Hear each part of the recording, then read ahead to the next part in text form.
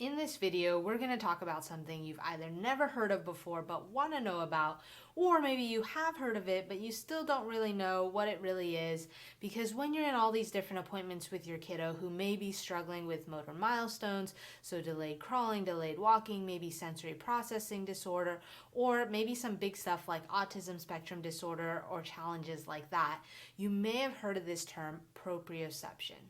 And that is our ability to perceive movement, or our sixth sense, or the body's ability to know where it is in space as we move through the world. Something you've probably definitely heard before is movement is life. And for the developing brain of a child, that is the development of life. So proprioception is a conversation you're very familiar with if your child struggles with autism spectrum disorder, sensory processing disorder, or any sort of developmental milestone challenge. But it's also something we want you to be familiar with if your child struggles with things like ADHD, anxiety, or mental and emotional well-being, and that is because proprioception is really at the absolute root of our brain health and nervous system health. Proprioception is especially important for a child who's still figuring out how to sit up, roll over, crawl, walk, and talk. Then they go on to figure out how to communicate and emotionally and behaviorally regulate.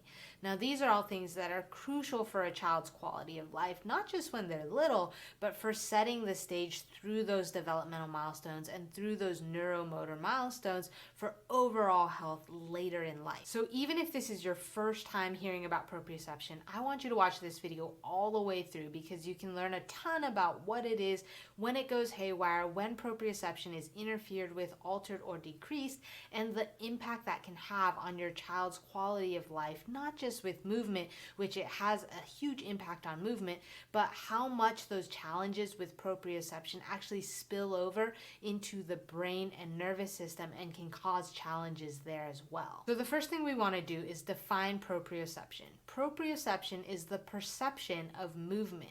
And all throughout our body, we have these sensors. And the best analogy I can give parents is that it's like a motion sensor light on a garage. So when somebody walks by that light, what happens is an electrical charge is generated by their movement, and it's picked up by the sensor in the light, and that then creates an electrical charge that turns the light on. It's actually a perfect analogy for how our bodies and our developing muscles, motor, or better termed neuromotor system for our kids are designed. We require movement stimulation. We require movement that is smooth and strong. So if your child's ever been diagnosed with delays in crawling, talking, speech, or maybe they've been diagnosed with low tone, weak core, or toe walking, these are things where the solution to getting through these struggles is getting proprioception back online. And that's what proprioception is. It's our body's innate sense as to where we are in space as we move through it. And movement is so important to calm the brain. That's why what happens when you're stressed out, stuck at a desk all day, on a long flight, or stuck in traffic? What do you want to do? You want to move. So kiddos who are stuck with sensory, emotions, anxiety, ADHD, autism, what are they doing all the time when they're sensory seeking? They're actually feeding their body proprioception. So if your kid loves big hugs and it calms them down, or they need to touch everything, they need to crawl over everything, climb over everything, they're actually seeking proprioception. What those sensory seeking behaviors or mechanisms of sensory seeking movement, whether that be fidgeting, chewing, biting, toe walking, the list goes on, what it tells us is that they're lacking proprioception. They're not getting enough proprioceptive movement-based stimulation into their brain and nervous system on their own, so they're seeking out extra. Now, what could be the trigger of that? What could be the root cause of that? Well, it goes all the way back to stress during pregnancy and forceps, vacuum, C-sections, induction deliveries that create tons of physical trauma and injury around the brainstem. So this area up here is the most proprioceptive sensitive or neurosensory sensitive area of the entire nervous system. All the muscles up here that help hold up the head and the neck are so important to proprioception. There's a much higher density of proprioceptive or mechanoreceptive sensors in the muscles around your child's head, neck, ears, and traps. That is why if we take big pliers, a big set of hands, a big plunger, and we yank, pull, and twist our kids into this world through birth interventions, it's physically traumatic. And so the number one trigger of proprioceptive sensory processing and all the challenges that come with it that we see is actually physical birth interventions, or what we term birth trauma, and it messes with the feedback of the system. Then this cerebellum, brainstem, and vagus nerve area, those are all areas that process and integrate this movement-based stimulation. So when there's physical trauma up here, we have tons of issues with proprioception, and that leads to a ton of other challenges from there. Now, what all of this ends up causing is something called subluxation. Now, subluxation is a fancy chiropractic word for decreased proprioception.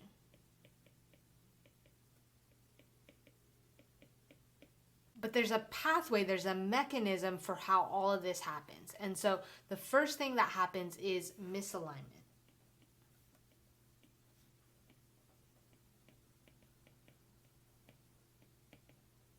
Now, we often think that chiropractic is for adults who've hurt their spine.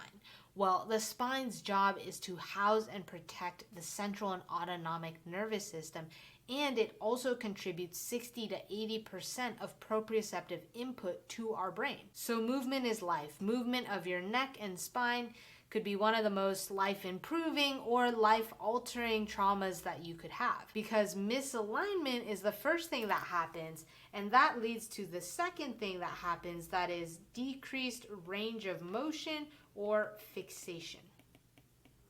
So when the joints of the neck, cranial system are subluxated, they lead to these first two things, which are the physical biomechanical elements of it. But once these two things are in play, they lead to the third thing, which is decreased movement. So decreased movement leads to decreased proprioceptive input into the brain and nervous system. And when you have decreased proprioceptive input into the nervous system, what it leads to is the increased sympathetic fight or flight response.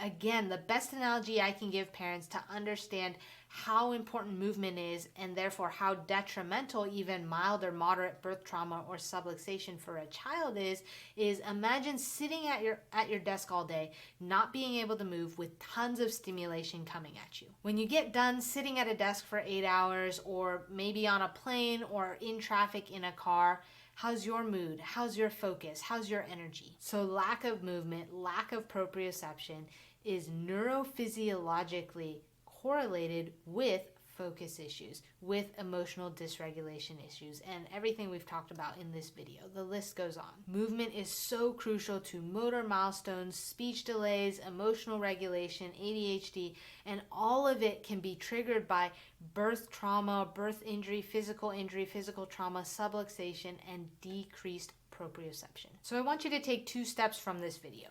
First, click on the link and learn more about proprioception, learn more about subluxation, learn more about the neurosensory proprioceptive exams and scans that we can run in our office to see if this is really the thing that's causing your child's struggles and challenges. And then the second thing, once you're ready, you've learned more, you're excited to get some answers and get chiropractic into your kiddo's life, feel free to give our office a call or schedule online. We'd love to help. And if you found this video helpful, please like it, share it, and comment below if you have any other questions. Thanks for watching, and we'll see you in the next one.